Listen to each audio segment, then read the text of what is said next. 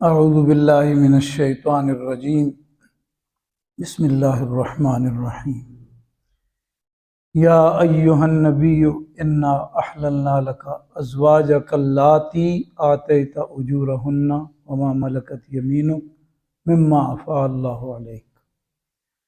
سورۃ الاحزاب کی یہ آیت نمبر 50 ہے، یعنی 49 نمبر آیت سے آگے۔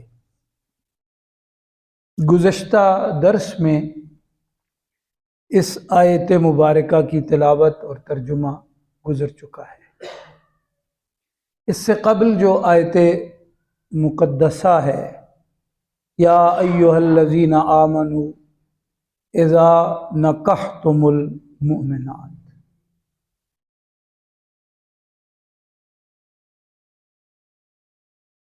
تو اس میں اہل ایمان کو خطاب ہوا ہے۔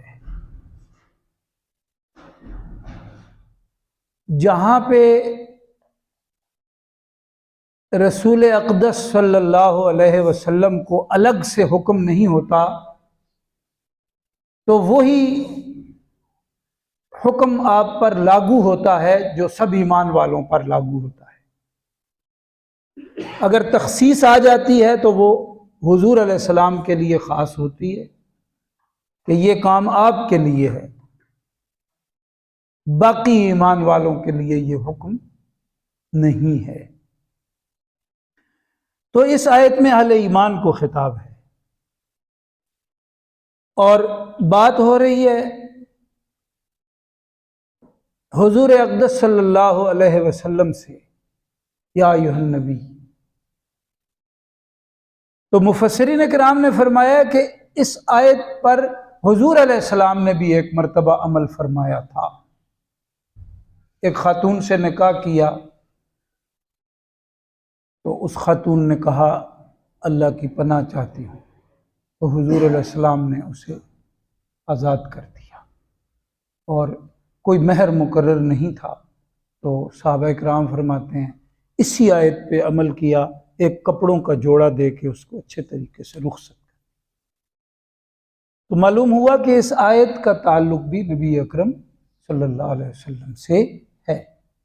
تو ویسے یہ عام حکم ہے، اس میں حضور نے فرمایا میں بھی اسی پہ عمل کرتا ہوں، یہ میرے لیے بھی یہی حکم ہے۔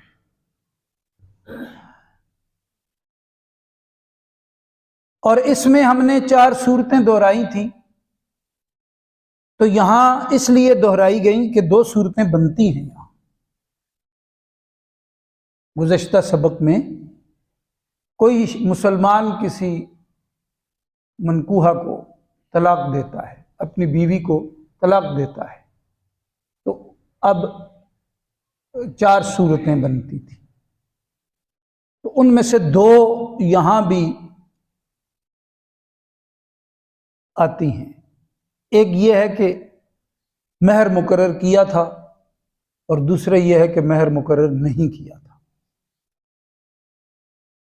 نکاح کے وقت اگر مہر مقرر نہیں ہوا تو نکاح ہو جاتا ہے، بعد میں مقرر کرنا پڑتا ہے، نہیں تو پھر مہر مثل ہے۔ تو نکاح ہوا، مہر مقرر ہوا، خلوت صحیحہ نہیں ہوئی یا ازدواجی تعلق قائم نہیں ہوا، تو اب کیا ہے، 2 صورتیں بنتی ہیں، مہر مقرر ہے یا مہر مقرر نہیں ہے۔ اگر مہر مقرر ہے تو آدھا مہر دینا پڑے گا، نہیں مقرر تو کچھ بھی نہیں دینا، متعوہن،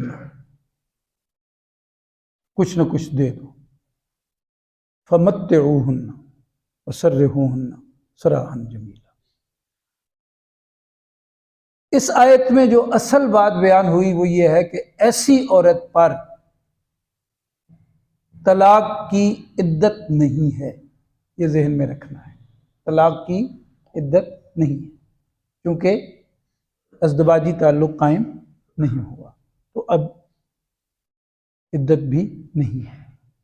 جو آج کے سبق کی آیت ہے اس میں نبی علیہ السلام کو خطاب فرمایا، شروع سے پتہ چل رہا ہے کہ اس میں بات خاص ہو رہی ہے نبی کریم صلی اللہ علیہ وسلم سے، یا ایھا النبی، اے نبی صلی اللہ علیہ وسلم، انا احللنا لک ازواجک اللاتی آتیت اجورہن، بے شک ہم نے آپ کے لیے آپ کی ان بیویوں کو حلال کر دیا ہے جن کا آپ نے مہر ادا کر دیا۔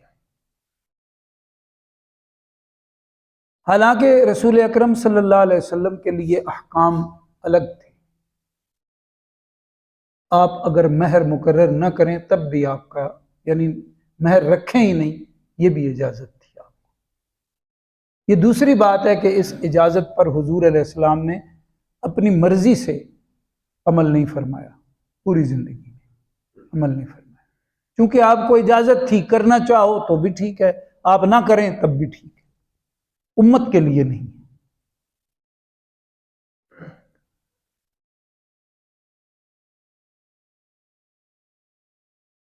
حضور نبی پاک صلی اللہ علیہ وسلم نے یہ بات پہلے سبق میں گزری ہوئی ہے، اسی سورہ مبارکہ میں 21ویں پارے کے اختتام پر،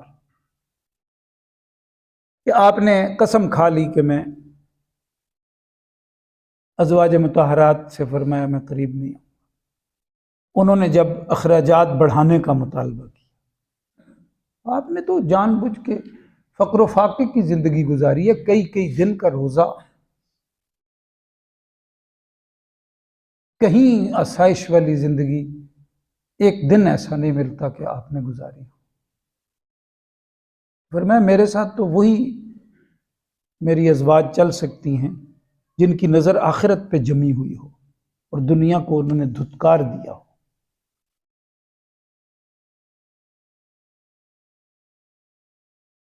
تو اب فرمایا یہ سب آپ کے لیے حلال ہیں۔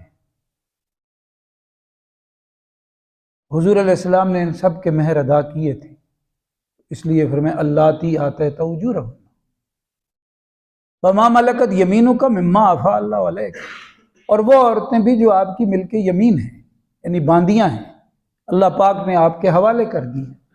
تو دو ایسی بھی تھی آپ کی ازواج میں، دو اس طرح بھی تھی۔ وبنات عمک وبنات عماتک، چچا زاد اور پھوپھی زاد حلال ہے، وبنات خالک وبنات خالاتک، مامو زاد اور خالہ زاد، اللاتی ہاجرن معک، وہ جنہوں نے آپ کے ساتھ ہجرت کی ہے۔ آپ کو یاد ہوگا کہ ہجرت بھی فرض ہوئی تھی، بعد میں فتح مکہ کے وقت یہ حکم منسوخ ہو گیا، لیکن پہلے یہ فرض تھا، لازم تھا۔ تو یہ ظاہر ہے حضور علیہ السلام کی والدہ کی طرف سے رشتے ہیں، والد کی طرف سے رشتے ہیں، اور میں سب آپ کے لیے حلال ہے۔ اور حضرت زینب جو تھی وہ پھوپھی ذات تھی،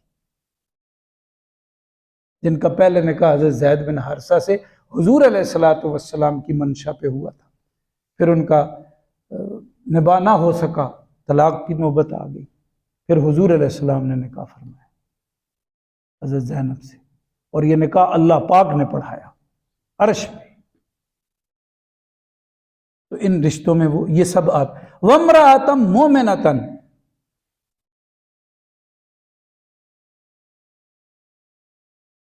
اور ایمان والی کوئی بھی عورت حلال ہے، آپ نکاح کرنا چاہیں۔ ان وہبت نفسہا للنبی، اگر ہبہ کر دے وہ اپنا آپ نبی علیہ السلام کو، کہ کوئی مہر نہیں، کوئی تقاضا نہیں۔ ان اراد النبی ان یستنکحہا، اگر ارادہ کریں نبی کریم صلی اللہ علیہ وسلم بھی اس سے نکاح کا، اب اس میں اختیار دیا ہوا ہے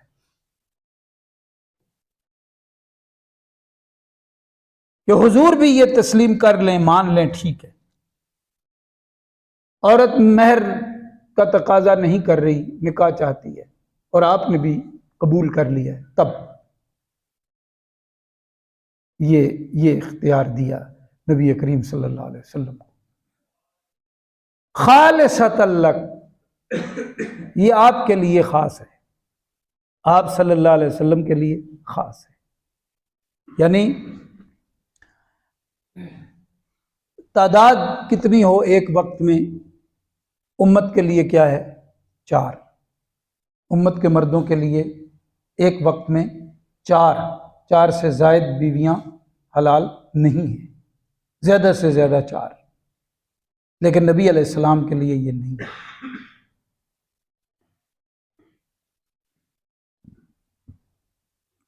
حضور علیہ السلام کے کثرت ازواج پر بہت اعتراضات کیے جاتے ہیں، لیکن عجیب بات یہ ہے کہ حضور علیہ السلام کی 25 سال عمر مبارک ہوئی۔ اگر مطالعہ سیرت النبی صلی اللہ علیہ وسلم کا کیا جائے، حضور کی حیات مطہرہ کا مطالعہ کیا جائے تو بات کچھ اور ملتی ہے۔ مجرد زندگی گزار رہے ہیں اور شرافت کی انتہا ہے۔ خاندان والوں کا بھی تقاضا آیا۔ حضرت خدیجۃ الکبریٰ رضی اللہ تعالیٰ عنہا، جو اس سے پہلے 2 مرتبہ بیوہ ہو چکی تھی،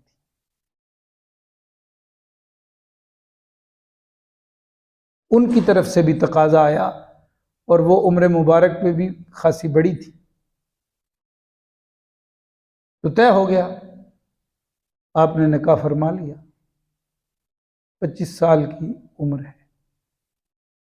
اور یہ بات یاد رکھیں کہ حضور علیہ السلام نے فرمایا ہے کہ اللہ پاک نے مجھے، یعنی ایک پیغمبر علیہ السلام کو، جنتی 40 مردوں کی قوت عطا کی ہے، اور جنت کا ایک مرد جو ہے وہ عام 100 مردوں کے برابر قوت رکھے گا۔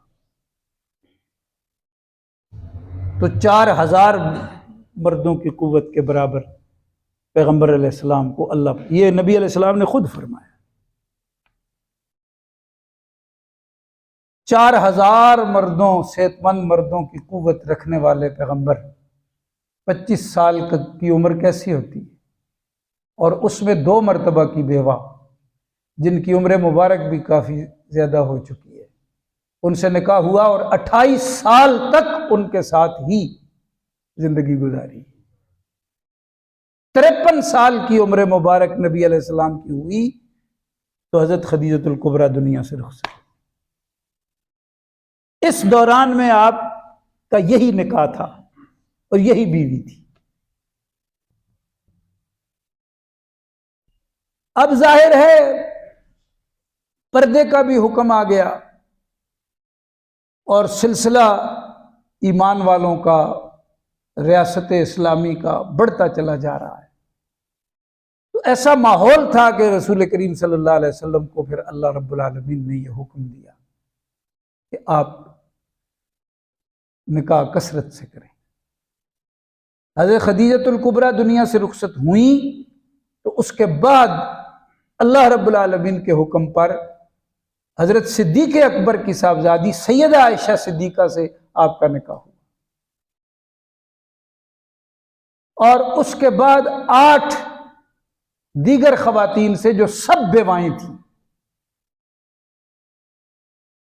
وفات حسرت آیات کے وقت آپ کی 9 بیویاں موجود تھیں، ان میں ایک حضرت عائشہ صدیقہ واحد وہ آپ کی زوجہ محترمہ ہیں جو کنواری ہیں، آپ کے نکاح میں آئیں تو کنواری تھیں، باقی 8 کی 8 بیوائیں تھیں۔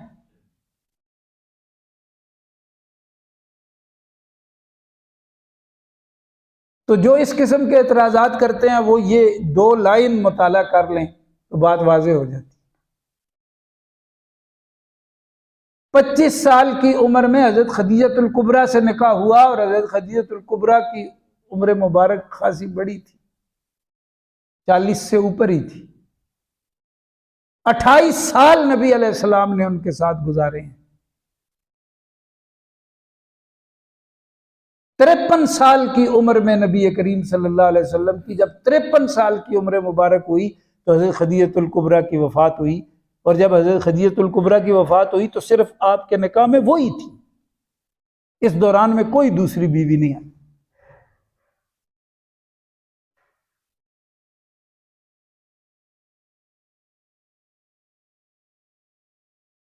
تو یہ آیت بتا رہی ہے کہ حضور علیہ السلام کے لیے اللہ پاک نے یہ حکم ارشاد فرمایا کہ آپ کے لیے یہ پابندی نہیں ہے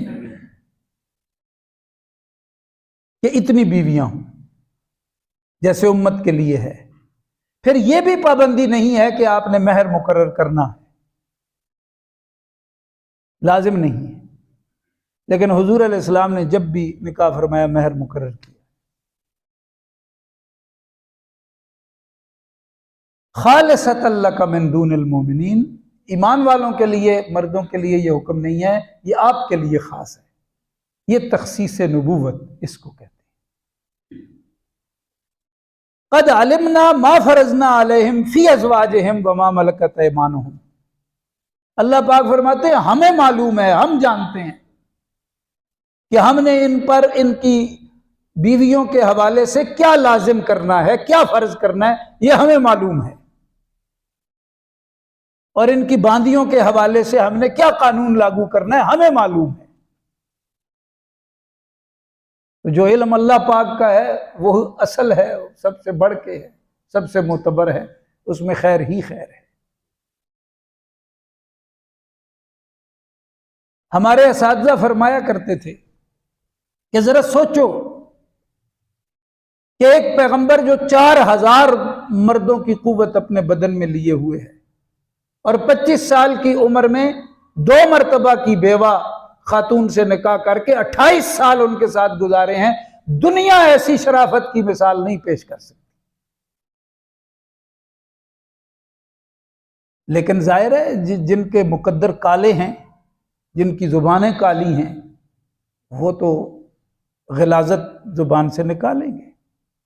لیکن حقائق کو جب دیکھا جائے تو حضور علیہ السلام کا ضبط، صبر، حوصلہ، پرہیزگاری مثال نہیں ملتی. لِكَيْ لَا يَكُونَ عَلَيْكَ حَرَجٌ، تاکہ آپ پر کوئی تنگی نہ ہو. ہمیں معلوم ہے، اللہ پاک فرماتے ہیں کہ آپ کی ازواج کے حوالے سے اور باندیوں کے حوالے سے ہم نے آپ پر کیا حکم لگانا ہے، بس وہ لگا دیا ہے تاکہ آپ کے دل میں کوئی تنگی رہے ہی نہیں. اور پھر جو سابقہ مضمون آ رہا تھا، حضرت زینب ام المومنین بنی رضی اللہ تعالی عنہا، ان کے حوالے سے بھی فرمایا یہ ہمارا حکم ہے، صاف کر دیا مسئلہ. بنات عماتک جائز ہے.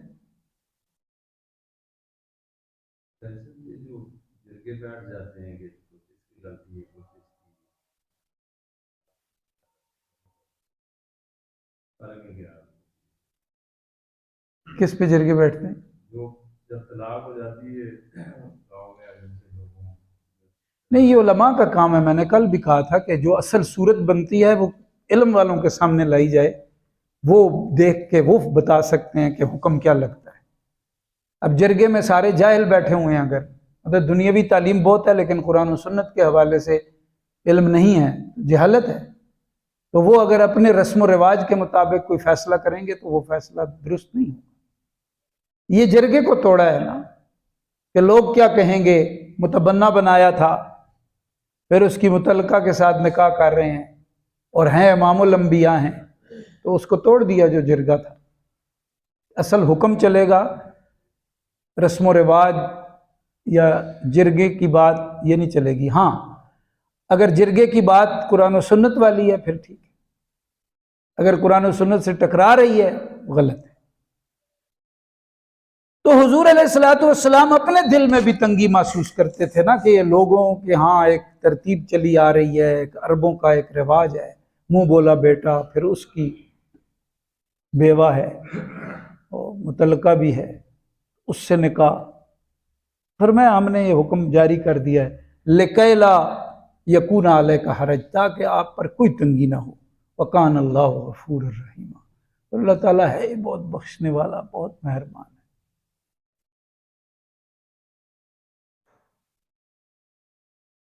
وہ تو خطا کاروں کو بھی معاف کر دیتا ہے، ان پہ بھی کمال مہربانی فرماتا ہے. تو آپ تو ہیں ہی معصوم ہیں، آپ کے لیے اللہ پاک نے یہ قانون بنا دیا. اس آیت میں یہ بات ہو گئی.